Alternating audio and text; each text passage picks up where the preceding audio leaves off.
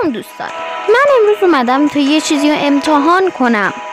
اینکه اگر خیلی توی کریتیو به خودتون از این باتل و این چند ها بزنین چی میشه؟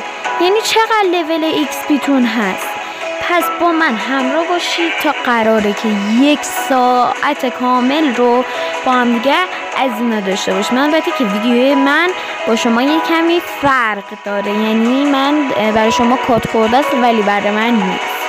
پس بزنید بریم. ببینید آقا 3 2 1 ما دیگه رفتیم تو ماینکرافت. من دیگه از اینجا اینو کات میکنم تا دیگه برسه به اون 1 ساعت پایانی.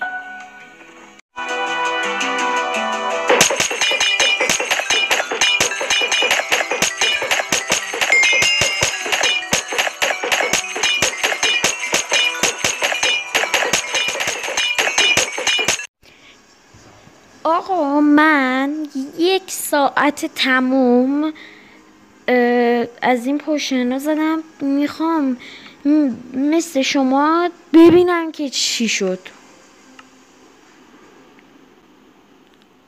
What؟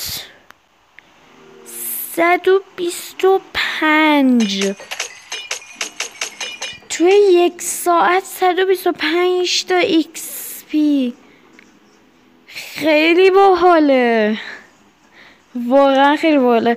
بچه اینقدر من زحمت کشیدم، خدای لایک نداره؟ لایک و کامنت و دنبال فراموشتون نشه. چالش بعدی و خودت بگو.